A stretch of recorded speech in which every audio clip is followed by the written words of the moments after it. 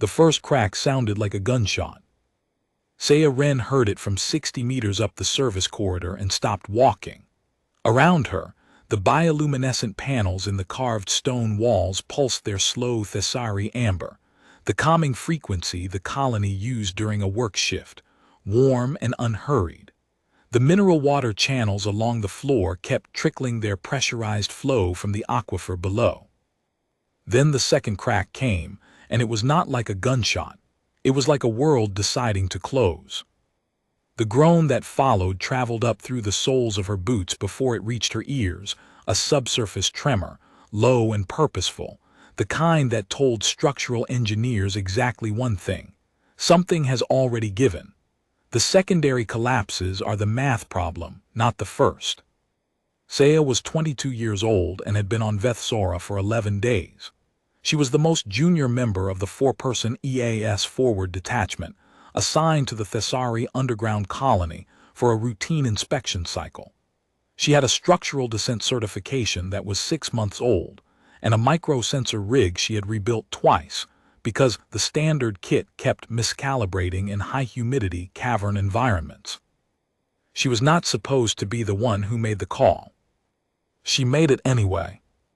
The collapse of Central Passage Subsection C happened at local midday, the shift rotation when the ambient panels ran brightest, when 9 Thessari maintenance workers were crawling the deep fault check stations at Subchamber 4, a pressurized habitation node 60 meters below the colony's main level. The seismic event was brief. The compact's on-station monitors registered it as a Class 2 tremor minor, within expected parameters. The monitors had not accounted for the old bore channel directly above Subsection C, which had been carrying stress fractures for 2 years. Nobody had filed the inspection report. 40 meters of carved tunnel came down. Not all at once. It came down in 3 stages over 90 seconds, each stage sealing more of the passage, each concussive fall driving a pressure wave through the mineral water channels that the 9 workers in Subchamber 4 would have felt like a fist closing around them. The compact emergency coordinator, a broad-shouldered Vithran logistics officer named Semath Toral, reached the site 12 minutes after the event. He had a structural analysis unit, 2 Thessari engineering supervisors, and the full weight of compact protocol. He declared it non-respondable at minute 17. The fault array above the collapse point is active, he told the EAS detachment over the relay channel. Secondary collapse probability in the next 40 minutes is 73%. No entry. We wait for the fault to stabilize. His voice was careful and correct. He was not wrong about the fault array. Saya was already pulling on her harness. Ren, her team lead, a compact and precise woman named D. Koss, stepped into her path, not blocking her, just present. Toral has jurisdiction. 73% secondary probability, that's not a number we argue with from the surface. It's not a number I'm arguing with, Saya said. She clipped her microsensor rig to the chest plate of her descent suit. I'm going to read the actual fault array. Toral has the surface monitors. I'll have real-time sensors inside the rock. Dee looked at her for a long moment, then stepped aside. You call out every reading. You go silent for 30 seconds. I pull the line. Saya said understood and went into the collapse. The first 10 meters were fast. The collapse had sealed the main bore at 2 points, but between them it had left a crooked corridor of compressed rubble navigable if she stayed low and read the ceiling carefully. She moved her sensor probe along the walls as she went, watching the fault stress readings render in real time on her wrist unit. What she saw was not 73% secondary probability. The surface monitors were measuring the wrong fault plane. The broad east-west shear above the collapse was active, but it was bleeding stress into the tunnel walls slowly, like a leak. The fault that could actually kill the 9 workers in Subchamber 4 was a small north-south compression fracture 40 meters in, directly above the remaining passage throat. It was static. It had been static since before the seismic event. Saya exhaled and kept moving. Lead, I'm reading the east-west shear at .4 displacement, slow creep, not imminent. The north-south compression above the passage throat is locked at pre-event readings. Secondary probability from where I'm standing is closer to 30% and dropping. DCOS came back immediately. I'm logging that. Keep going. The passage throat was the worst of it, a gap of compressed stone and fractured bore panel roughly 90 centimeters across and 2 meters deep, where the ceiling had partially dropped and locked against the floor debris. Saya went through it on her stomach, breathing slowly, her probe held out ahead of her, reading the ceiling stone above her face one handspin at a time. The stone was cool and smelled of deep water. The cracked mineral channel to her right ran a thin curtain of warm water down the wall. She came out into intact tunnel, stood up and moved forward. 20 meters on, the passage opened into subchamber 4. She heard them before she saw them. Thessari were large, 7 feet at the shoulder, broad through the chest, built for the pressurized aquifer environments of their home world. Their smooth, pale gray skin had a bioluminescent organ at the throat that pulsed soft blue when they were calm and dim amber when they were not. In subchamber 4, all 9 of them were amber. They were pressed together along the far wall, not panicking, because Thessari did not panic the way smaller species did. They endured, but the amber at their throats was deep and steady, the color of a long weight beginning to curdle into something quieter. One of them, a worker with a supervisor's band on his arm, turned when Saya's headlamp came through the passage mouth. He watched her come in with the focused stillness of a large animal that had learned to hold itself very quiet against uncertainty, and the amber at his throat pulsed twice, slowly. Saya pulled off her helmet. I'm Saya Ren, Earth Emergency Aid Service. I have a line out. Who's injured? The supervisor, he gave his name as Veth Oran, answered in accented compact standard. 2 workers had pressure compression injuries from the concussive wave. One had a fracture of the outer arm joint. None were life-threatening, but the compression injuries needed a medical team. Can they walk? Saya asked. They can walk, Veth Oran said. Good. She assessed the passage mouth and calculated the problem. 9 large bodies through a 90-centimeter throat gap, 3 with injuries. 40 meters of unstable rubble on the other side. 1 line, 1 sensor rig, 1 person. She opened her relay channel. Lead, 9 survivors, all ambulatory. I need a second harness line through the throat gap and a medical team staged at the exit. 9 people coming out. Dika said, copy. How long? Saya looked at the 9 Thessari watching her. 90 minutes if nothing moves, less if the fault keeps holding. The fault is holding, D said. Threading the second line now. Toro wants your north-south compression reading. Static.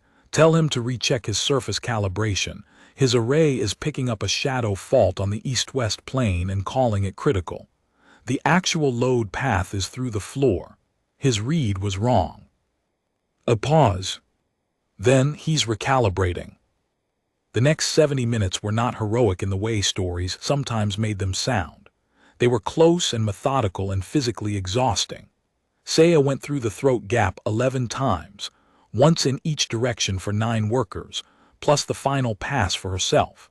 For each worker she threaded the second harness line, talked them through the posture needed to fit through the gap, and guided them by voice and hand signal through the 40 meters of rubble beyond. The 2 with compression injuries went in the middle of the group. Saya pressed against their sides in the worst sections, taking some of their weight so they did not put full load on damaged tissue. The worker with the fractured arm joint went last among the injured. He was the most careful of all. He tucked the arm precisely as Saya showed him, moved through the gap without touching the fractured ceiling stone, came out the other side and stood up slowly. Then he said something in the Thessari dialect. Not to her, to the passage, or to the stone, or to whatever a Thessari worker said words to when something that had nearly closed had instead opened. Saya gave him 30 seconds, then she moved him forward. By the time the last worker came through, Saya had been inside for 83 minutes. The east-west shear had moved twice, small, bleeding, exactly as predicted. The north-south fracture above the throat had not moved at all. The ceiling had held the way old stone held when it was finished shifting, quietly, with the permanence of geology. She came out last, on her hands and knees, into the corridor where D. stood with the second harness line coiled over her shoulder, and a medical team already working on the 3 injured workers. D looked at her, then she said 9 for 9 and handed Saya a water bottle. Semeth Toril was standing 12 meters back. He was a large man, broad through the shoulders, with the careful face of someone who had built a career on rigorous protocol. He had been wrong today. His monitors had been wrong. A 22-year-old human specialist with a rebuilt sensor rig had walked into a tunnel he declared non-respondable and brought 9 people out alive. He did not look at her directly. He looked at the 9 Thessari being assessed by the medical team. At the careful way, the worker with the fractured arm was holding the limb that had been tucked exactly right through the gap. And his face did something that did not resolve into any expression Saya had a name for. He said, to the middle distance, "I will have the monitor calibration logged as a systemic error. The fault read should have been caught before declaration." Saya said, "Yes, it should have." She drank her water. The surface response had arrived 90 minutes after Saya first went in. EAS protocol required full team deployment once a non-respondable declaration was lifted. 4 teams landed with structural engineering units, a secondary medical complement, and 2 specialist engineers to assess the bore channel fractures that had caused the collapse. It was vastly more than was needed. The 9 workers were already in the colony's medical bay, compression injuries stabilized, fractured arm being set by the colony's own staff. The collapse site was quiet. One of the senior engineers, a weathered woman named Preet Ahuja with 19 years of structural collapses behind her, walked the full 40 meters from the collapse mouth to the throat gap and back. She came back out, stood in front of Saya and said, "You read this correctly. The surface monitors were using the wrong fault plane." Yes, Preet was looking at the collapse section. "You went through the throat 11 times. 9 in, 2 for positioning the lines." Preet nodded once, slowly, the nod of someone who understood what the number 11 meant in a 90-centimeter gap with a fractured ceiling and an active fault 40 meters behind. She put her hand on Saya's shoulder for a moment, then went to write her assessment report. Vethoran came to find Saya as the teams began their bore channel inspection. He was one of the largest Thessari she had seen, nearly 8 feet at the shoulder, built like the deep-water architecture his species had grown into over the long, slow pressure of evolutionary time. His throat sac had been amber since she first saw him. It was blue now, the calm frequency, the resting pulse. He stopped in front of her, and she had to look up a considerable distance. He said nothing for a long moment. The colony's ambient panels pulsed their working amber around them. Then he said, in careful compact standard, "I did not think anyone was coming." Saya said, "Someone was always coming." He looked at her with the focused stillness of someone recalibrating a fundamental assumption about how the universe was arranged. His throat sac pulsed 3 times, slow, deliberate, the blue deepening with each pulse into something richer than calm. Something Saya did not have a compact word for, something older. He said, "You are very young." She said, "Yes." He said, "We will remember this." It was not a promise, the way treaty signatories made promises.